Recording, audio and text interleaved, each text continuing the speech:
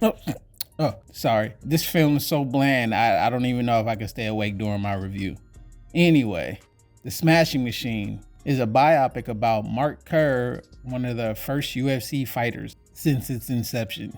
Now, with that out of the way, I will not hold you to the end of this review. This movie is dog shit. It is boring.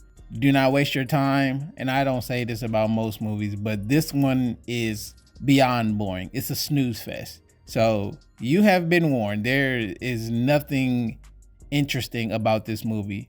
The fight scenes is not even interesting. I don't know what they were thinking here. They weren't trying to sell a good story. I do not know what the filmmaker was thinking in this case. There was a lot of strange music, like ethereal music, that did not match the tone of this biopic. I didn't learn anything about Mark Kerr. I went in there knowing nothing or very little, just that I knew that he was one of the first UFC fighters and that he had like a drug problem. But outside of that, I'm like, okay, I'm gonna learn something here. I'm gonna learn his motivations.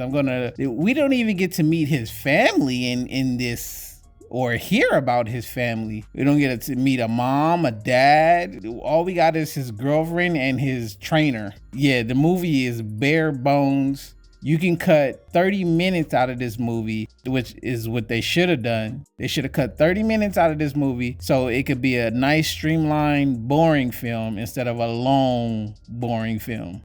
Because most of these movie shots are taking place with mundane things that don't lead anywhere. It doesn't lead to a revelation or a trial of character.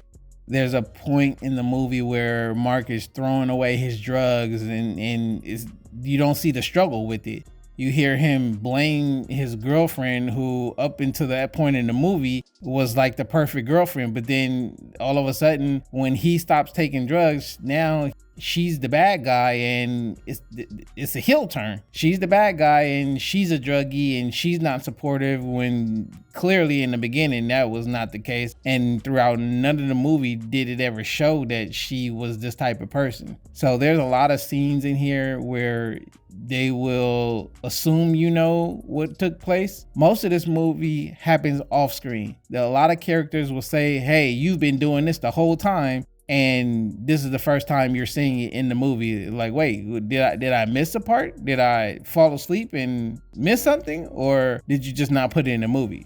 And that's what you're going to get throughout this whole 2-hour runtime, which felt more like 3 hours. The dialogue is bipolar, just like this movie. You have zero chemistry with The Rock and his girlfriend, zero chemistry with him and his trainer. They don't seem like best friends. The trainer feels like an unwilling babysitter towards The Rock, and that's pretty much how it is throughout the rest of the film. There's no real build up to the end of the film. The last 10 minutes of the film, they showcase the trainer, Coleman, and I'm just like, what? And The Rock turns around and smiles, and I'm just like, what the fuck is going on here? This is like an art house film where people are just like, oh yeah, we're gonna throw this in here and throw that in here, and it should speak volumes to the person with the eye to see. And I'm just like, nah, this ain't it, buddy. Yeah, none of the cast was stellar in what they did, and they didn't have much to work from. The Rock, I was hoping that he was gonna pull off a good performance, but they gave him little to no dialogue.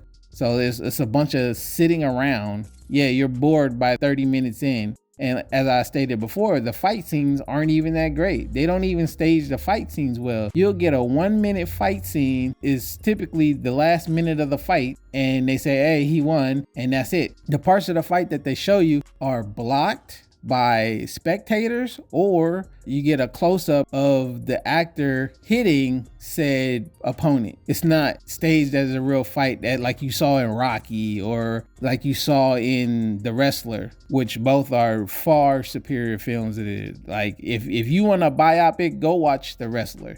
Don't watch this shit. I give this a 0.5 star out of 5. Do something better with your time. With that being said, thanks for watching this review. Don't forget to leave a like, a comment, and subscribe, and I'll catch you on the next one.